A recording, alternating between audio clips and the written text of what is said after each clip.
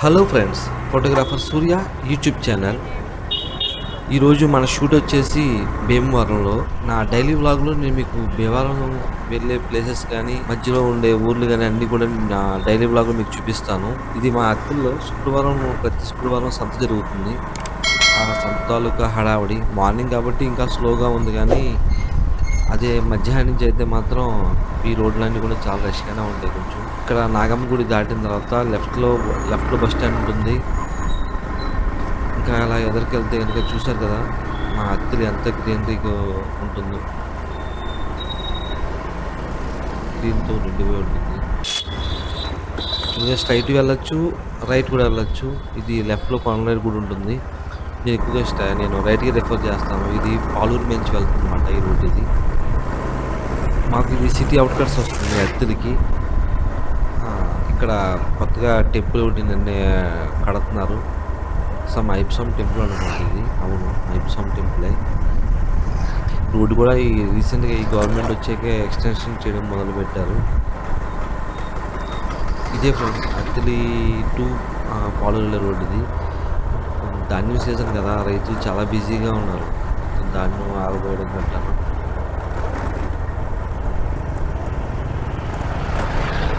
ఇది పాలూరు ఫ్రెండ్స్. అత్తెల నుంచి భీమవరం వెళ్ళే రూట్లో ఫస్ట్ వచ్చే ఊరు ఇది పాలూరు. చిన్న ఊరే, కానీ సింపుల్గా నీట్గా గ్రీనరీతో నిండిపోయి ఉంటుంది ఇది. నెక్స్ట్ కొమ్మర. రోడ్లు అయితే చాలా టూ మచ్ ఉన్నాయి.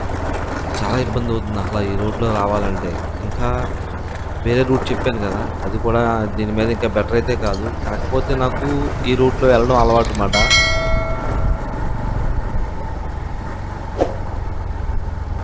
ఈ కార్ నేను ఫాలో అవుతున్నాను, నన్ను ఇది ఫాలో అవుతుందో తెలియదు. ఇది ఆల్మోస్ట్ భీమవరం వచ్చేంత వరకు తగులుతూనే ఉన్నాయి. చూడండి ఫ్రెండ్స్, ఇది కొమ్మర అనే ఊరు అన్నమాట. అత్తెల నుంచి ఫస్ట్ వచ్చే ఊరు పాలూరు అయితే సెకండ్ ఊరు కొమ్మర. ఇది కొమ్మర అవుట్కట్స్. ఇది కొమ్మర అవుట్కట్స్ నుంచి నెక్స్ట్ ఈడూరు వెళ్ళే రోడ్డు. ఇక్కడ కూడా కొమ్మర టు ఈడూరు మధ్యలో రోడ్డు అయితే చాలా దారుణంగా ఉంది. అసలు బైక్ నడపడానికి చాలా ఇబ్బంది అవుతుంది. తప్పదు కదా, ప్రయాణం అయితే ఆఫ్ చేయలేం కదా. ఈ అమ్మవారు చాలా ఫేమస్ అన్నమాట. ఇక్కడ చాలా మొక్కుబళ్ళు జరుగుతాయి. చిన్న గుడి కానీ మొక్కుబళ్ళు అయితే మాత్రం బాగా జరుగుతాయి. ఇదే ఫ్రెండ్స్ ఈడూరు. ఇది ఈడూరు స్టార్టింగ్ అన్నమాట. ఈ చర్చ్ ఉంది పైన. క్రిస్మస్ స్టార్టింగ్లో కదా, డెకరేషన్ గట్రా అన్నీ బాగా చేశారు ఇక్కడ. ఇది ఈడూరు స్టార్టింగ్లోనే ఉండే చర్చ్ అన్నమాట. Sunday school Sunday. Okay. And Eduru ఊరు స్టార్ట్ అయిపోయింది. లెఫ్ట్లో అంతా కూడా పార్క్ కింద ప్లాన్ చేశారు. ఇప్పుడు కాదు, ఎప్పుడో చేశారు ఇదంతా. కానీ నాకు తెలిసి దీన్ని వాడటం కూడా బాగా తక్కువే. మీకు ఈడూరు వెంకటేశ్వరం టెంపుల్ అంటే ఇదే. చాలా అంటే చాలా ఫేమస్ అన్నమాట. మనకి ఉన్నది తిరుపతి, తర్వాత వాడపల్లి వెంకన్న, తర్వాత ఈడూరు అని చెప్తారు చాలామంది. ఈ ఊరికి మధ్యలో చెరువు ఉంటుంది. చుట్టూతా ఇల్లు గట్ట ఉండి టెంపుల్స్ గట్ట ఉంటాయి. చాలా ప్లెజెంట్గా ఉంటుంది ఊరు కూడా. అక్కడి నుంచి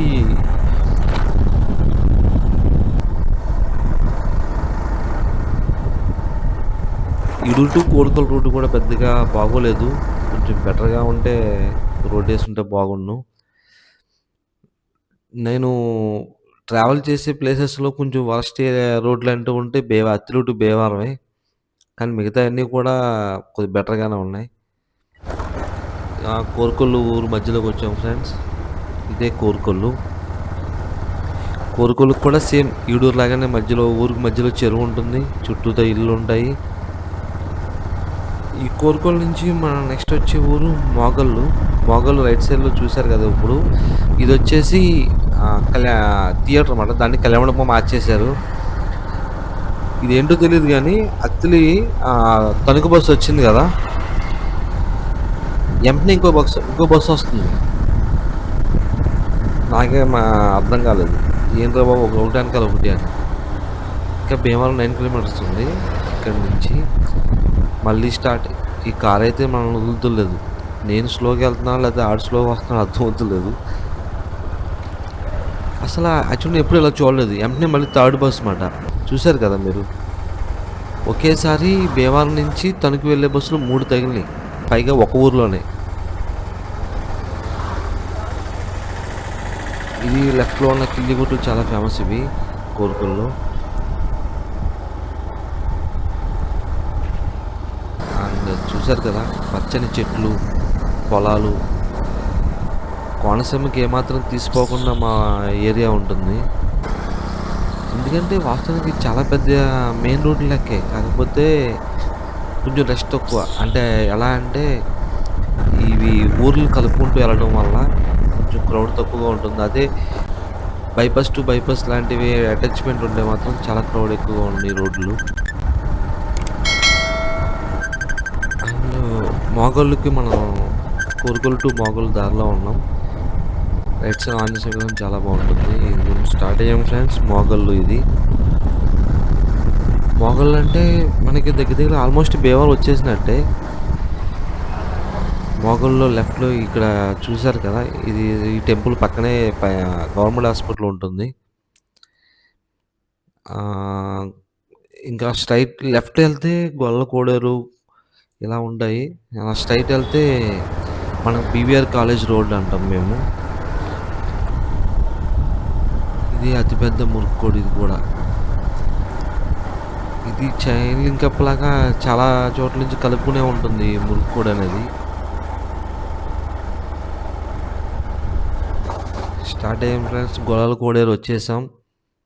ఇదే గొల్లల కోడేరు. ఈ గొల్లల కోడేరు వచ్చాము అంటే మెయిన్ రోడ్ వచ్చాము అంటే భీమవరం టు తాడేపల్లిగూడెం రోడ్‌లో ఉండే పిప్పర్ రోడ్ మాట ఇది. అసల ఫుల్ రష్ ఉంటుంది. ఇందాక చెప్పాను కదా! ఏదైనా సిటీ టు సిటీ కలిసే రోడ్డు ఉంటే మాత్రం చాలా రష్ ఉంటుందని. ఆ! ఎప్పుడు బిజీగానే ఉంటుంది ఈ రోడ్డయితే. ఇంకా భీమవరం పరిసర ప్రాంతాలన్నీ కూడా దగ్గరగానే ఉన్నట్టు ఇది. ఇదివరకు ఈ రోడ్లు అసల పెద్దేమీ అంత చుట్టుపక్కల బిల్డింగ్‌లే ఉండేవి కాదు. ఈ సంజన డెవలపర్స్ అని చెప్పేసి రైట్ సైడ్‌లో చూస్తున్నారు కదా! ఈ సంజన డెవలపర్స్ అని చెప్పేసి వచ్చిన తర్వాత అసలా అపార్ట్మెంట్‌లయితే కళ్ళ ముందు ఒకటి కట్టారు. తర్వాత 2, తర్వాత 3 అలా కట్టుకుంటూ వెళ్ళిపోయారు. తర్వాత ఇక్కడ టెంపుల్స్ కూడా బాగా డెవలప్ అయినవి. ఇదిగోండి ఫ్రెండ్స్ భీమవరం విష్ణు కాలేజ్ అంటారు కదా! మనం అక్కడే ఉన్నాం ఇప్పుడు. ఇది Bhimavaram Vishnu college entering boards మాట ఇవి. భీమవరం ఎంటర్ అయిపోయాం. ఇదే friends Bhimavaram college Vishnu college. ఇందులోనే డెంటల్ కూడా చూస్తారు.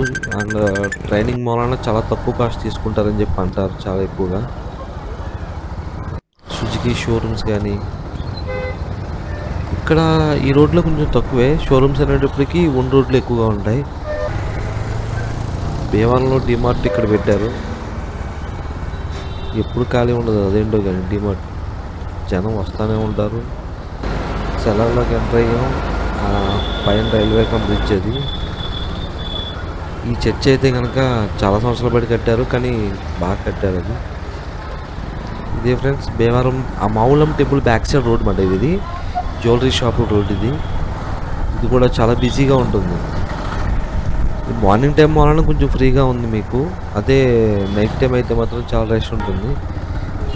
ఇది కూడా భీమవరం మావులం టెంపుల్ బ్యాక్ సైడ్ రోడ్డే వస్తది. రైట్ సైడ్‌లో మనకి కోర్టు, జైలు ఇవన్నీ ఉంటాయి.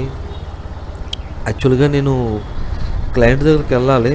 కాకపోతే నాకు ఈలోపు చిన్న పనుంది. అందుకని చెప్పేసి నేను ఈ రోడ్‌లోకి వచ్చాను. ఇక్కడ ఏంటంటే ఎస్‌బీఐ బ్యాంక్ డిపాజిట్ మెషిన్ ఉంది. అందులో కొంచెం క్యాష్ డిపాజిట్ చేయాల్సి ఉంది. చూసారా ఎస్‌బీఐ కదా! ఆ మాత్రం ఉంటుందేమో. అందుకే అంత అన్ని బైక్స్ ఉన్నాయి బయట. కొద్దిగా బ్యాంక్‌లో క్యాష్ అయితే డిపాజిట్ చేయాలి. వేరే వాళ్ళకి అమౌంట్ పంపించాలి. అందుకని చెప్పేసి మాకు అత్తిలో ఎస్‌బీఐ డిపాజిట్ మెషిన్ లేదన్నమాట. సర్లే మళ్ళా బ్యాంక్ టైం అయ్యేంత వరకు వెయిట్ చేయడం ఎందుకని చెప్పేసి ఎలాగో భీమవరం వెళ్తున్నాను కదా అని వచ్చేసాను. క్యాష్ అయితే డిపాజిట్ చేశాను. ఓన్లీ 49,000 వరకే లిమిట్ అంట. One time. క్యాష్ అయితే లోడ్ చేశాను. కన్ఫర్మ్ చేశాను. బ్యాడ్ ఏంటంటే డిపాజిట్ మిషన్‌లో మనం ఎంత మంచి నోట్లు పెట్టినా సరే చిన్న నలిగినా సరే క్యాష్ రిటర్న్ వచ్చేస్తుంటుంది, నోట్ నలిగిపోయింది అని చెప్పేసి. ఓకే ఫ్రెండ్స్, ఇక్కడి నుంచి నేను సరే నాకు కస్టమర్ దగ్గర ఇంకా టైం పట్టేలా ఉందనిపించి మనం చుట్టూతా మావులం టెంపుల్ చుట్టూతా తిరుగుతున్నాం కదా, ఒకసారి గుడి దగ్గరికి వెళ్దాం అని చెప్పి అలా వచ్చాను. యాక్చువల్గా మావులం టెంపుల్కి కొంచెం బిజీ ఏంటంటే చీరలు వేలం పాట పెడుతున్నారు, రైట్ సైడ్ ఏమో భోజనాలు, ఎవరో కొత్త డాక్టర్ కూడా పూజ చేయించుకున్నారు అనమాట. లోపలికి వెళ్ళాను, అప్పుడే కరెక్ట్గా టెంపుల్ క్లోజ్ చేస్తున్నారంట. అమ్మవారి దర్శనం కూడా జరిగింది, బాగుంది. అమ్మవారి చీర పాట జరుగుతుంది, చీర వేలం పాట వేసి సేల్ చేస్తున్నారు. ఇక్కడ రైట్ సైడ్లోనే అమ్మవారి దేవస్థానం భోజనాలు పెడుతున్నారు అనమాట. క్లయింట్ది షాప్ మాట ఇది. సరే షాప్ దగ్గరికి వెళ్ళి కనిపిద్దాం అని చెప్పి వచ్చాను, వాళ్ళు ఇంకా టైం పడుతుందన్నారు. నేను ఇక్కడ విజేత మార్ట్ ఎదురుగా ఉన్న ఫుడ్కి అయితే వచ్చాను. నాకు ఇక్కడ బిర్యానీ అంటే ఇష్టం అన్నమాట. ఇంకా హ్యాండ్ వాష్ అయితే చేసుకుని ఫుడ్కి అయితే కూర్చున్నాను. ప్లేట్లో ఆనియన్స్ పెట్టేసేసి ఆయన కర్డ్ అండ్ సిల్వర్ ఉండి ఇచ్చేసి వెళ్ళిపోయాడు. కొంచెం టైం అయితే పెట్టింది, లోపల డ్రింక్ చెప్పాను, డ్రింక్ వచ్చింది.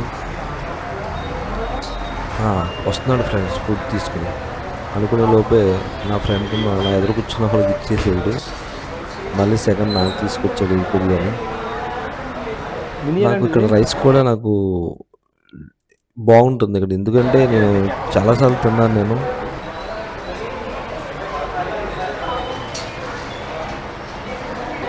బాగా హార్డ్గా ఉండదు, సింపుల్గా నీట్గా ఉంటుంది. మనం సింపుల్గా తినాలనుకున్నప్పుడు ఈ రెస్టారెంట్ అయితే ప్రిఫర్ చేస్తాను ఎక్కువగా. నేను చికెన్ కూడా చాలా బాగా ఉడికింది, and extra chicken liver fry కూడా తీసుకొచ్చాడు. పెట్రోల్ బంక్లో ఖాళీగా ఉన్నాను కదా అని చెప్పేసి పెట్రోల్ కొట్టిద్దాం అని చెప్పి ఆగాను. 220 పెట్రోల్ చెప్పాడు, 120 కొట్టాడు.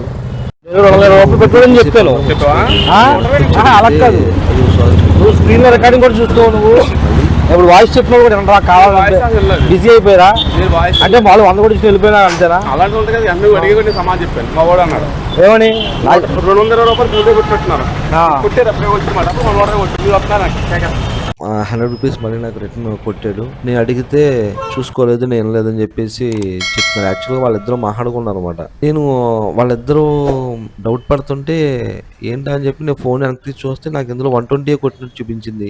నేను 220 పే చేశాను కదా అని అడిగితే వాడు ఏమన్నాడంటే సారీ నేను చూసుకోలేదు, మేము మాటల్లో ఉన్నాం అని చెప్పేసి అన్నాడు. బంకులో ఏదో స్కామ్ జరుగుతుంది, మనం పట్టించుకోకపోతే మాత్రం అక్కడ జీరో చూసుకోకపోయినా పెట్రోల్ కొట్టించింది మనం చూసుకోకపోతే మాత్రం బ్యాన్ పడినట్టే. ఫ్రెండ్స్ నేను క్లయింట్కి అయితే చెప్పాను, వేరే పార్క్ ఉంది చాలా పెద్దది, అది ఖాళీ క్లోజింగ్ టైం అంట అది. అందుకని నేను వేరే పక్కనే ఉన్న సోమేశ్వర స్వామి గుడి దగ్గర ఉన్న పార్క్ అయితే వచ్చాను, వాకింగ్ పార్క్కి. ఇక్కడ ఫోటోషూట్ చేస్తానని ఖాళీగా ఉన్నాను కదని చెప్పి ఫ్రెండ్ ఫోన్ చేస్తే వచ్చాడు, తనతో కొంచెం మాట్లాడాను.